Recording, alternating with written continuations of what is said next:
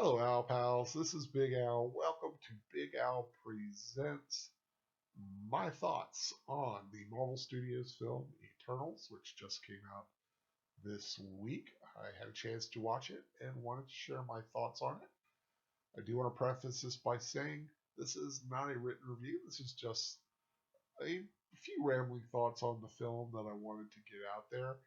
And I also want to say, as usual, there's a spoiler warning in case you don't want to know anything. I may give one or two things away, but I'm not going to give anything too big away.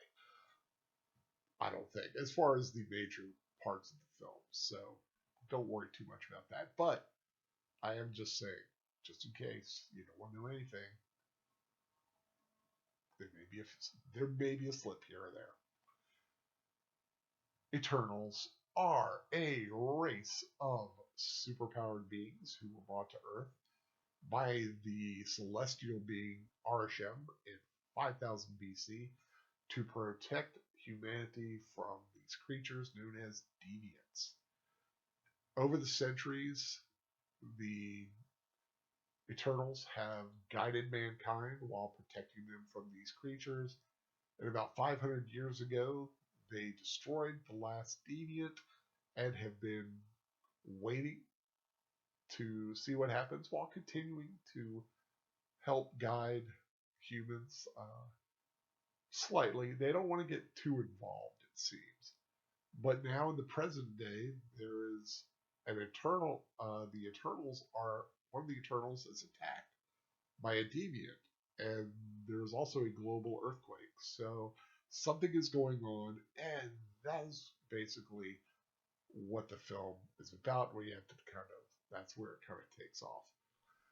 I will say the cast does an admirable job in this film. I think almost everybody across the board does a fairly good job. I think the only one I didn't really like was the one that played Druid. He just kind of seemed very flat and wooden, and I know that's probably what his character was supposed to be like, but I don't know. I just didn't like the actor. It just seemed to kind of fall flat for me. Gemma Chan played Cersei, and I really liked her character. You can really see her empathy for human beings. I think Kumail Nanjiani did a great job as Kingo. He was able to rein in his comic tendencies a bit, and there are still some comedic moments with him, but thankfully not too many. I also like Don Lee as Gilgamesh. I thought him and especially his relationship with Thena, played by Angelina Jolie, also does a fine job in this film. I like those two characters and I like their relationship and their friendship. It wasn't a romantic thing that I know of, but it was very much a touching relationship between those two. Salma Hayek, of course, is in this film. Always a great presence in any film that she is in. And there are a lot of characters in this film, and I think that's one of the issues I do have with this film. It's like a juggler that has too many balls in the air. The more balls you put up there, the less time you know you gotta keep them all up there, and sometimes some of them are gonna fall on the floor. And that's kind of what happens with this film. There are so many of the characters that you don't really get to know them as well as you may want to or as you should. So you don't get the emotional attachment to them that much. There are those moments, but there's just so many of them. And if they had trimmed the cast by three, maybe I think it would have been a lot better. I know why there are so many because they do complement each other. Their powers complement each other. Their personalities um, go together very well. They are a good unit for a good chunk of several millennia.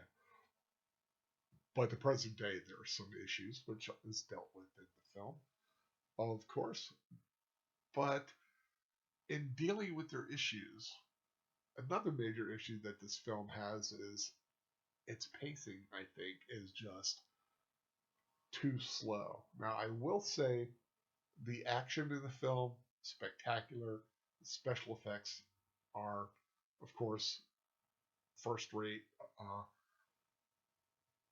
Marvel Studios, if they know how to do one thing, it is action and special effects. One of the issues is that there are huge amounts of time in between them that we're supposed to be, of course, getting to know these characters, but they're just bouncing them all over the place. So yeah, I just didn't feel the connection with with as many characters as I think they wanted me to. So it seems overly long. There are huge sections of the film where it's you kind of want to check your watch, or maybe you can go to the bathroom, come back, and you really haven't missed much. But to each his own. I will say one of the things I did like about the film is Kit Harington as Dane Whitman, Black Knight. The Black Knight is being brought into the Marvel Cinematic Universe, and we see him for a little bit at the beginning and a little bit at the end. They never touch on the fact that he's going to be the Black Knight until one of the end credit scenes. Ugh. I really do hope that them bringing him into the Marvel Cinematic Universe pays off, and that we get to see more of Black Knight. I would love to see that character, if not in his own film, at least become a great assist for another team or another superhero. Uh, that being said, overall, I enjoyed the film for the most part. I'm glad I watched it. I have to give it 2.5 stars. Middle of the road. It's not a bad film. It's not a great film. I think if you are a big fan of the Marvel Cinematic Universe and the Marvel Disney Plus universe that they've been doing, I think you'll get more mileage out of this film. There are some really interesting aspects of mythology in the film and how mythology has evolved because of the Eternals and how many of them have influenced some of it, like Athena. Um, there is Phastos, who is Hephaestus because he is the engineer. There is character, of course, Icarus, flew too high into the sun and fell, and they kind of play on that a little bit. Makari, who is the speedster and the influence from Mercury, who also happens to be the first deaf Marvel superhero that they brought into the cinematic universe. And as far as firsts are concerned, here I need to touch on a couple of social agenda issues that Hollywood just had to put their little tendrils in. Me and tendrils. The deviants had these tendrils. It seems like Hollywood has their tendrils that are getting into a film. They bring in Phastos and they make him the first gay superhero in the Marvel universe. So there is that. They also gender swapped a few of the characters. Now, I don't mind the whole gay superhero thing.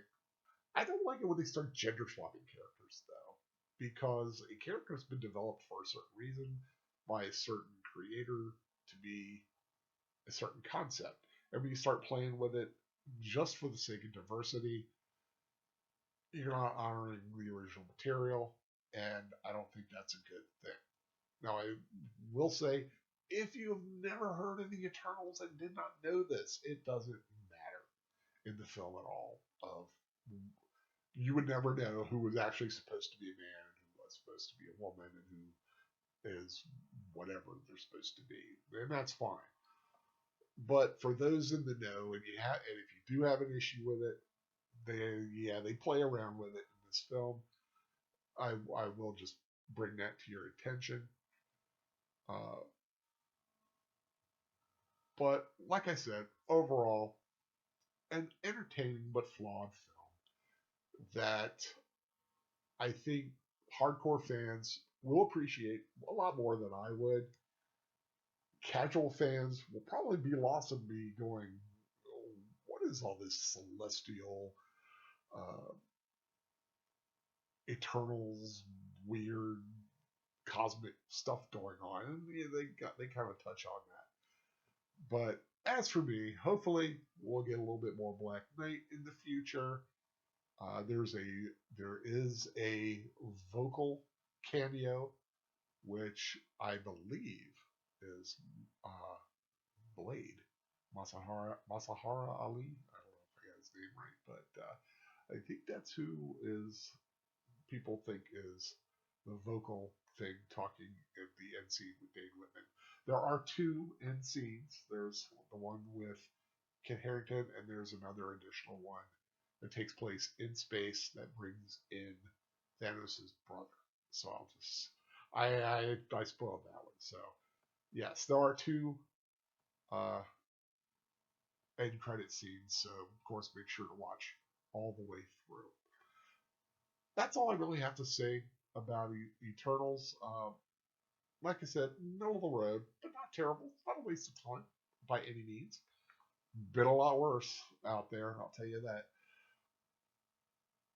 But if you are new to my channel, I hope you subscribe. There are more reviews, rewatches, and rambles like this one in the future. If you like this video, please give it a thumbs up and share it with those who might get something from it. I hope that whatever you do decide to watch, that you enjoy it. If it's the Eternals or not, that's up to you. And until next time, this is Big Al saying, take care, everyone. Goodbye.